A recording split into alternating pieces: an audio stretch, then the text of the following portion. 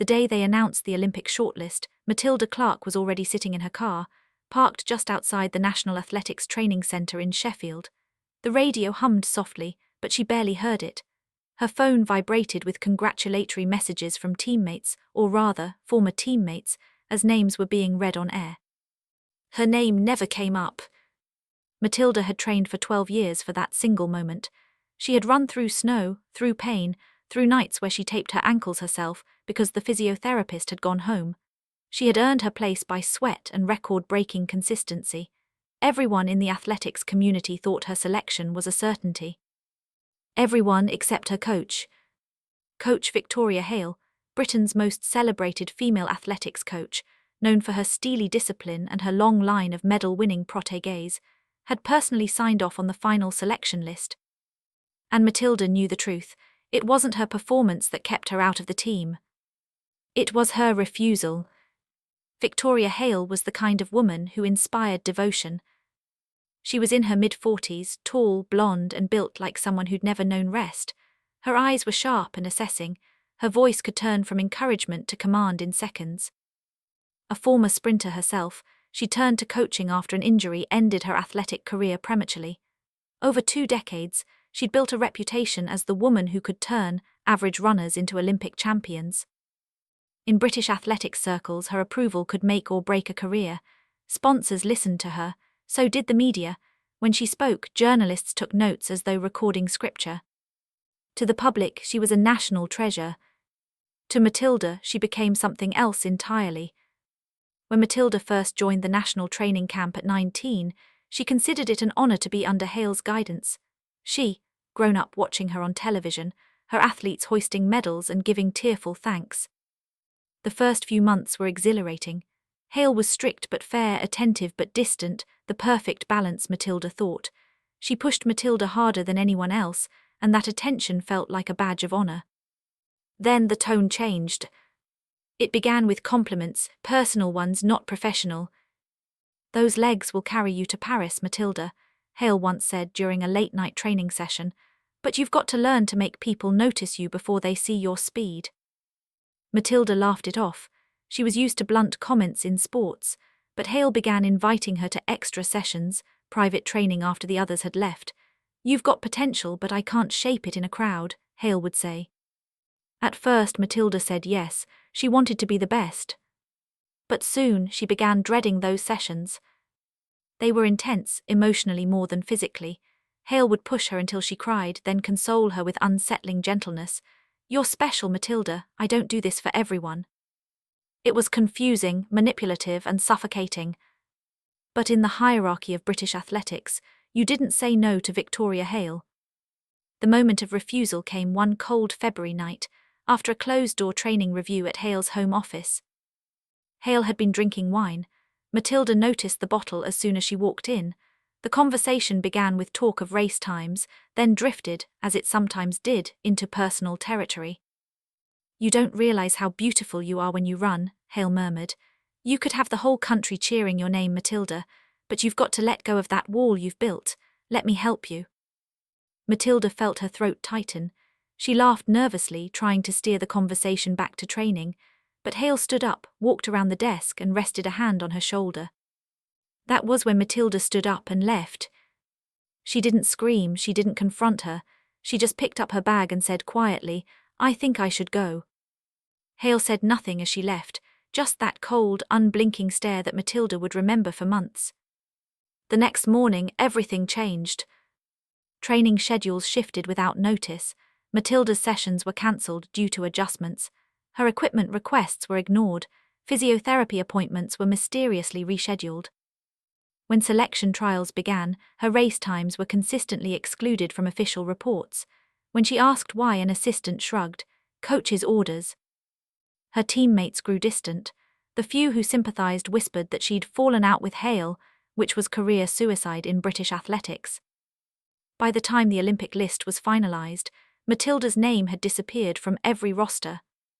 Hale had replaced her with another runner, a less experienced athlete, but one Hale believed in. To the outside world, it looked like meritocracy. Inside, Matilda knew it was retribution. On the day of the announcement, Matilda watched Hale on television, smiling beside her newly minted Olympic team. The cameras adored her. She spoke passionately about discipline, character, and trust. Matilda turned off the TV. She sat in her flat in Leeds, surrounded by years of medals and certificates that suddenly looked meaningless. Her phone buzzed with sympathetic texts, some genuine, most patronizing. That night, she deleted her social media accounts. For 3 weeks, she disappeared. It wasn't anger that made her speak up, it was exhaustion. She reached out anonymously to the Herald, a mid-tier newspaper known for its investigative desk. She sent a short, hesitant email. I trained under Victoria Hale. What happened to me cost me my Olympic dream, but I'm not the only one. The message reached Rachel Grant, a senior investigative journalist known for her work on institutional abuse in British schools. Grant replied within hours. If you're ready to talk, I'll listen. No pressure, just truth. Their first meeting took place in a quiet cafe in Manchester. Matilda wore a hoodie, cap, and sunglasses, not because anyone was watching, but because shame had a way of hiding you even in plain sight. Rachel Grant listened. She took notes but didn't interrupt. She'd heard stories like this before: grooming, retaliation, systemic silence, but something in Matilda's account felt different. Victoria Hale wasn't just any coach. She was the face of British female athletics. If the story was true, it wouldn't just be scandalous. It would shake the entire sporting institution. But Rachel also knew the risk. Without proof, it would look like the bitter complaint of a rejected athlete. Then Matilda said something that changed everything. She did it to others too. I know 2 girls who left the camp because of her, but they won't talk, they're scared. Rachel looked up. Then we'll have to find them. When the Sunday Observer ran the small piece about claims of misconduct in elite athletics, it was barely noticed by most readers. The headline was vague, the details thin, but for one woman sitting in a dim newsroom in London, something about it felt wrong, too careful, too edited, too quiet. Her name was Clara Jennings, mid-30s, one of those journalists who carried a notebook like an extra limb. For nearly a decade, Clara had covered stories that made powerful people nervous: an MP's offshore scandal, a charity's hidden embezzlement, a doping cover-up that led to 3 resignations. She had a knack for smelling the rot underneath polished surfaces. The moment she read the piece, she noticed the restraint in its tone. Allegations have surfaced, no names have been released, the coach has denied any wrongdoing. It sounded sanitized, too sanitized. Someone was trying to keep something buried. She clicked print, underlined the lines mentioning a top Olympic training camp, and pinned it to her wall. Then, with her black coffee steaming beside her, she whispered, "Who's the girl?" 2 days later, Clara started calling contacts: physiotherapists, old coaches, sports reporters. Everyone was nervous. The British Athletics Association had already issued a statement, which was really a warning disguised as diplomacy. The privacy of all parties must be respected. But Clara had learned early in her career that behind privacy, statements often lay silence enforced by power. By the 4th call, she got a whisper. It's someone from the Midlands, a sprinter, was close to making the national team before last year's trials. Her coach, you know who she is. Clara didn't need to hear the name. There was only one female coach whose fame stretched that far: Victoria Hale. Victoria was the face of women's coaching excellence in the UK, former Olympian, frequent BBC guest, patron saint of girls in sport. She'd been awarded an MBE 2 years prior for services to athletic development. Clara sat back, pen frozen. Bloody hell, she muttered. If this was true, it wasn't just a scandal, it was a seismic shift waiting to happen. The anonymous email arrived 3 nights later. No subject line, just one sentence. You don't know me, but I know what Victoria did. She destroyed me too. Attached was a voice note, shaky, emotional, a young woman speaking in halting breaths, terrified but determined. Clara recognized the Midlands accent. I tried reporting it, but no one listened. She said I was team material after I refused to meet her privately again. She said I lacked dedication. That's when I knew. At the end of the message came a whisper. Her name's Matilda Clark. Please find her, she's not lying. Clara replayed it twice, then 3 times. Every instinct in her body told her this wasn't a hoax. Someone was bleeding through the cracks. It took 2 weeks of quiet tracing, through competition records, small-town gyms and a friend who once worked at the national training camp, before Clara found Matilda. They met in a cafe outside Birmingham, where the rain drummed steadily on the windows. Matilda wore a hoodie, her Olympic ring tattoo barely visible on her wrist. She looked older than her 23 years, not physically, but in the way trauma ages people from the inside. Her voice was flat at first, the way someone sounds when they've told their story too many times to count. I wasn't the only one. She'd take the girls she liked to her flat after practice, said she wanted to mentor us. I went once, just once. She tried to touch me, I left. After that, I never made the roster again. Clara's pen stopped. Did you tell anyone? The welfare officer. They said unless I had proof, texts, photos, it would be my word against hers. Matilda's eyes glistened. Do you know what it feels like to watch your friends go to the Olympics while you're cleaning tables at a cafe? Knowing it wasn't your speed or talent that failed you, it was your silence. Clara nodded slowly. You're not silent anymore. Clara spent the next month doing what she did best, digging where no one else dared. Through leaked internal memos, she discovered that 2 other athletes had filed informal complaints against Victoria Hale within the past 5 years, both quietly withdrawn. One had left athletics altogether. She met with a physiotherapist who described Victoria as brilliant but intimidating. Her word was law. Another staff member confessed that everyone knew she had favourites. But what Clara wanted was proof, not rumours, not whispers, solid evidence. One evening, Matilda called her in tears. She's threatening to sue me, Clara. Somehow she found out you're investigating. Let her, Clara replied, but she won't win if we show the truth. Then came the breakthrough. An old assistant coach, long retired, agreed to talk off the record. He described seeing Victoria get too close to certain girls. He'd confronted her once, only to be reassigned the next season. When Clara asked if he'd testify, he hesitated. You don't understand, she's protected. Sponsors, boards, the federation, she's untouchable. Clara leaned forward. No one's untouchable forever. When Clara's first long-form piece dropped, titled Behind the Finish Line, Allegations of Abuse in British Athletics, it exploded. Within hours, social media erupted. Former athletes began sharing cryptic posts. Finally, someone said it. We were never safe. Truth hurts. The Athletics Federation issued a statement, acknowledging the seriousness of the allegations, but maintained Victoria Hale's suspension was pending review. Victoria herself appeared on BBC Breakfast, smiling serenely. These accusations are baseless. I've devoted my life to empowering women. It's tragic that ambition can twist perception. It was a masterclass in controlled outrage, and it worked. Half the country defended her. A witch hunt, they called it. But then something unexpected happened. A former Commonwealth Games medalist, now a coach in Manchester, came forward. Her statement read, I was 17. Victoria said she saw potential in me. She took me to dinner. When I refused her advances, my training plan disappeared. I never competed again. That broke the dam. Within a week, 5 more women contacted Clara. Each story eerily similar. Grooming disguised as mentorship, manipulation masked as discipline, careers destroyed after refusal. Clara's office became a war room, sticky notes, timelines, red strings connecting dates and names. The pattern was clear. Victoria Hale had abused her power for over a decade, protected by silence and medals. Victoria's sponsors began reviewing partnerships. A parliamentary committee on safe sport requested Clara's notes. Matilda, though terrified, agreed to speak on record, her face, her name, her truth. In one haunting interview, she said, She made me believe I wasn't enough unless I pleased her, but I'm enough, I always was. The interview aired on national television. Public sentiment shifted overnight. Hashtags trended. Commentators demanded reform. And then, like clockwork, the police announced an official investigation. For the first time in years, Victoria Hale was no longer in control of the narrative.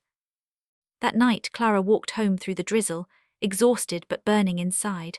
Journalism, she thought, wasn't just about uncovering lies, it was about restoring stolen dignity.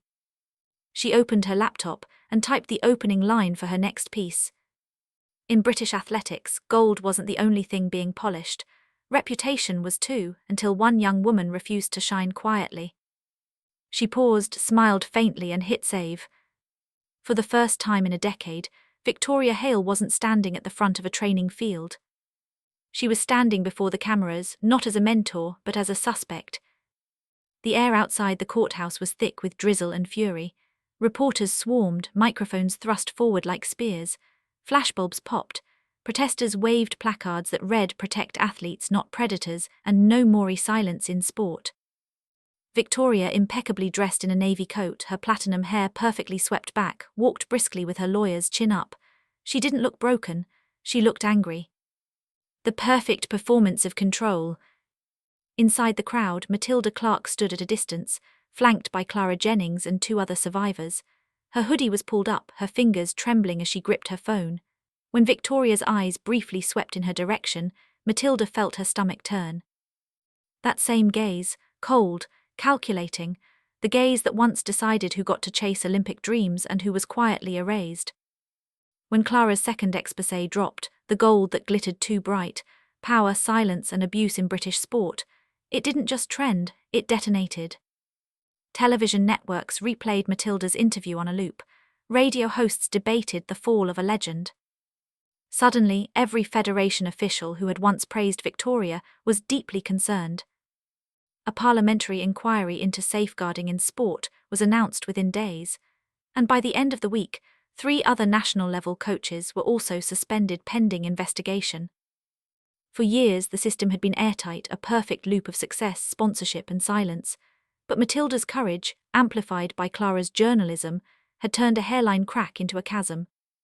Still behind the public outrage, the machine was quietly moving. Victoria's lawyers filed defamation threats against the Observer, claiming reckless journalism.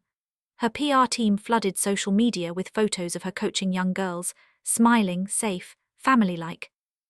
Sponsors began to hesitate. The Federation released a new statement. "We urge the public not to rush to judgment. All parties deserve due process." Clara knew what that really meant, stalling. The higher-ups were buying time, hoping the storm would pass. But it wasn't going to. Not this time. One night, Clara received a call from an unknown number. The voice was low, nervous male. "You don't know me. I worked in logistics for the National Training Centre. I think I've got something you'll want to see." An hour later, Clara met him in a parking lot near Loughborough. The man handed her a brown envelope, rain dripping from his sleeve. Inside, copies of internal emails between Victoria and senior Federation officials, discussions about discipline measures for uncooperative athletes, one of whom was Matilda. In one thread, Victoria wrote, "Clark is showing signs of insubordination. She's refusing extra sessions. I recommend she be cut from the Olympic shortlist. We can't afford disruptive personalities." Below, an official replied, "Understood, proceed with your judgment." Clara exhaled sharply. There it was, the proof that Matilda's career wasn't derailed by performance but by punishment. When the next article dropped, the headline screamed across the top of the Observer's Sunday edition. "Proceed with your judgment. Emails reveal how athletics power protected abuser." That was the moment the narrative changed. This was no longer about rumors or allegations. It was about institutional complicity. 2 weeks later, another name went public, Sophie Delaney, a former hurdler who had once been Britain's biggest junior prospect. Her testimony shattered whatever doubt remained. In a televised statement, she recounted, "Victoria told me she could make or break my career. When I refused to go to her flat, she started ignoring me during training. The next competition, my name wasn't on the list. She laughed and said, 'You're not ready for the big stage, darling.' I believed her. I quit athletics the next year." The silence in the studio after Sophie's statement was heavy. Millions watched.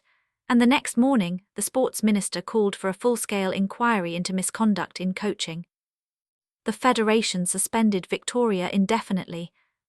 Her MBE was placed under review. And for the first time, the woman once called the mother of British athletics became a national disgrace. But the victories came with scars. Matilda began receiving online abuse from Victoria's supporters, messages accusing her of destroying women's achievements and seeking fame. She deleted her social media accounts. Nights were sleepless. She feared being recognized in public. Clara watched her fade under the weight of attention she'd never asked for. One evening, Clara visited her in her small Birmingham flat. Matilda sat by the window, watching the rain blur the city lights. "I thought justice would feel cleaner," she whispered, "but it's like every win comes with another bruise." Clara placed a hand on her shoulder. "Justice isn't clean, Matilda, it's never clean, but it's still worth it." Matilda nodded, tears slipping silently down her face. "I just want to run again," she said softly. "That's all I ever wanted." The public hearing for Victoria Hale's case began in spring. It wasn't a criminal trial yet, that would come later, but the national governing body had convened an independent tribunal. Cameras weren't allowed inside, but transcripts leaked almost daily. Witness after witness testified, assistants, trainers, and former athletes. One described how Victoria kept private sessions for select athletes. Another said she heard screaming behind locked doors, but was too afraid to report it. Then it was Matilda's turn. She stood before the panel, trembling, pale but defiant. "I loved running, I lived for it, but Victoria made me feel like my body was something she owned, not something I earned. She took the thing I loved most and poisoned it, and when I refused her, she took everything else." Her voice cracked. "I'm not here to destroy anyone. I'm here because I refuse to be destroyed again." The courtroom fell silent, even the stenographer paused. For the first time, Victoria looked shaken. By the second week, more evidence surfaced. Deleted text messages recovered by investigators, records of private hotel stays during training camps, and a witness who had been a minor at the time of the misconduct. Victoria's lawyers began withdrawing statements. Her sponsors cut ties. The Federation released a public apology, admitting systemic failures in safeguarding and oversight. But Victoria still refused to plead guilty. "I'm the scapegoat," she told Sky News in an interview. "You think this doesn't happen elsewhere? I'm being punished for ambition, for power." The defiance that once inspired athletes now sounded hollow, desperate, even. Public sympathy evaporated. When the Metropolitan Police finally announced charges of abuse of authority and harassment, the story made global headlines. For Clara, the months that followed were a blur of interviews, legal briefings, and editing sessions. The story she'd chased into darkness had now grown beyond her, into a national reckoning. Yet privately, she felt an ache that wouldn't fade.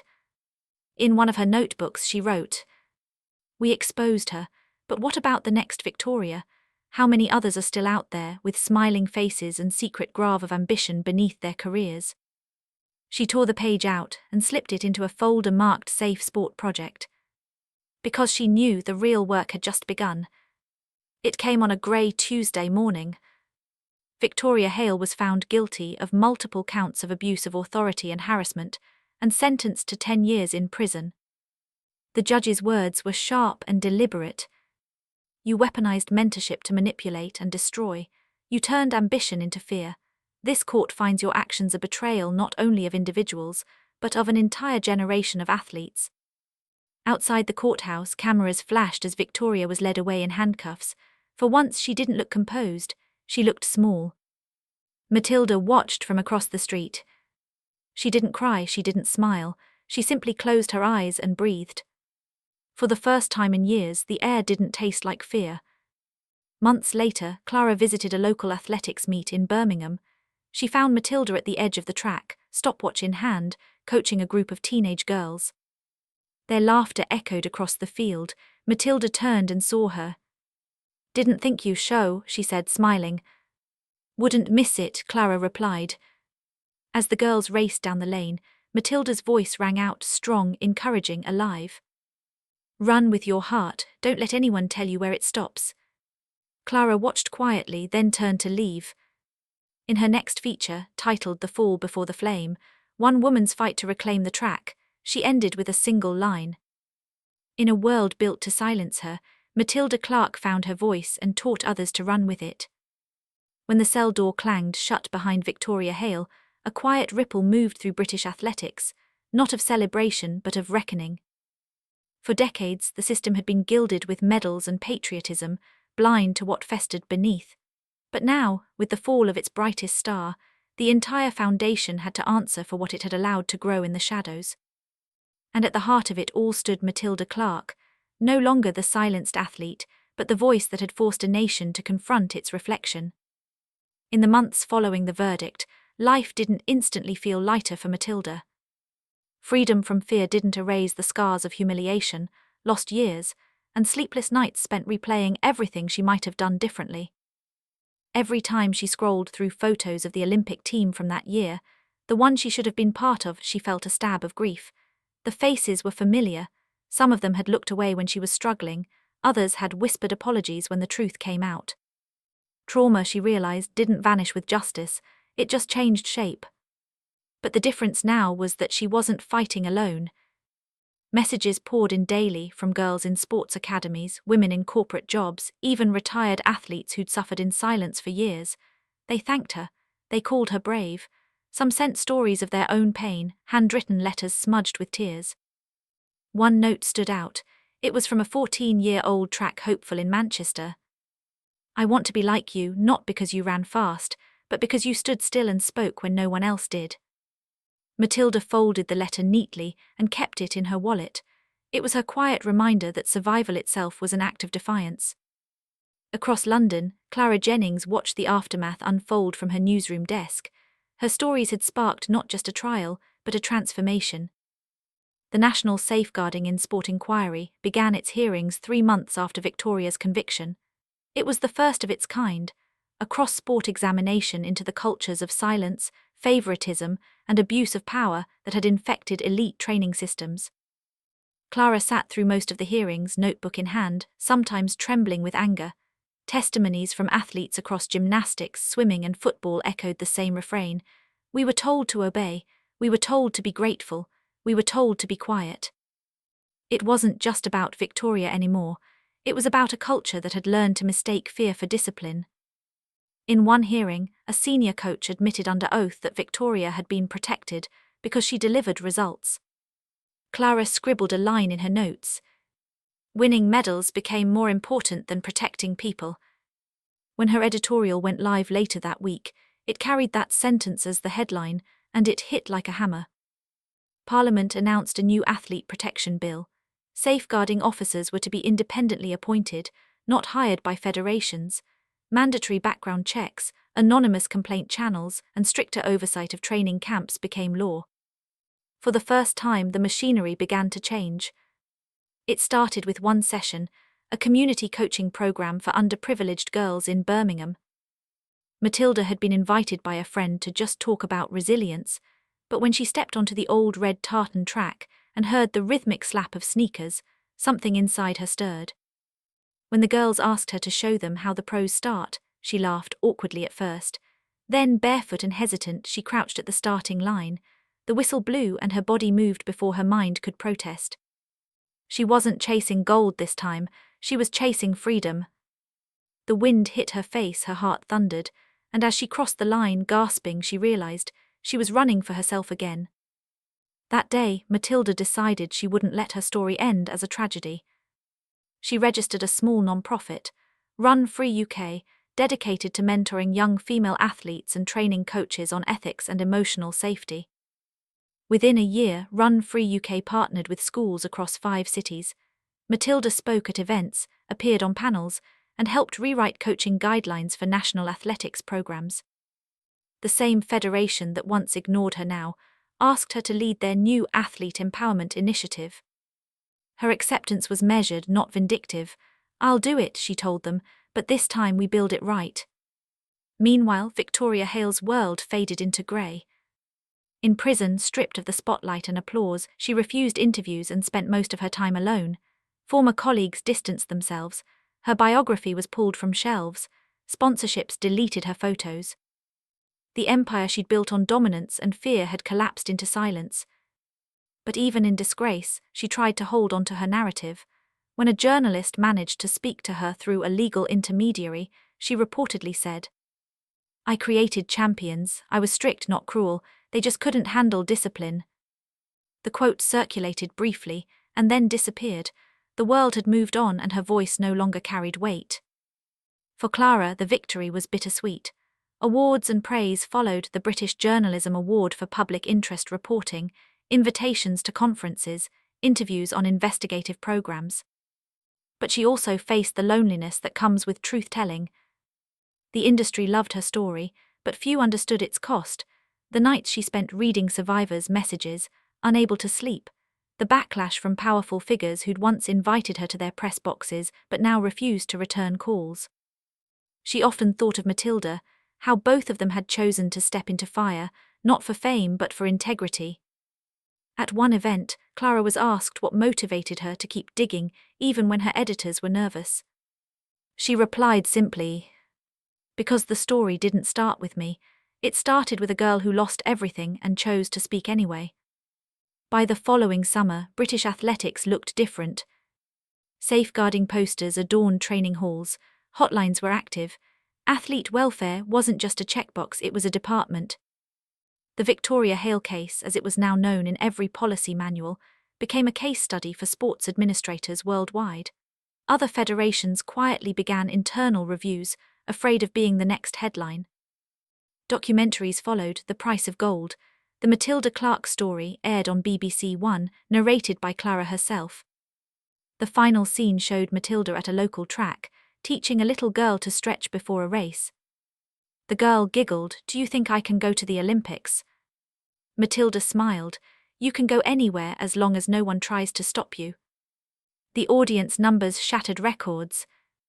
Despite the reforms and applause, Matilda's personal healing was slower, quieter. Therapy sessions helped her unlearn the guilt she'd been conditioned to carry, the feeling that speaking up had ruined someone else's career rather than saved her own soul. Sometimes, when she jogged at dawn, she still saw Victoria's shadow on the track, the voice that once told her she wasn't team material. But now, when that memory rose, she countered it with a whisper of her own. "I am more than your team, I am my own." That mantra became the title of her memoir, My Own Team, published 2 years after the verdict. It climbed bestseller lists within weeks. The proceeds funded a new training centre for girls in the Midlands, with transparent windows, open access, and a bold sign above the entrance. Where ambition feels safe. 3 years later, at the National Stadium, a hush fell over the crowd as Matilda Clark was called to present medals at the Junior National Championships. The announcer's voice echoed, "Please welcome former national athlete, advocate, and founder of Run Free UK, Matilda Clark."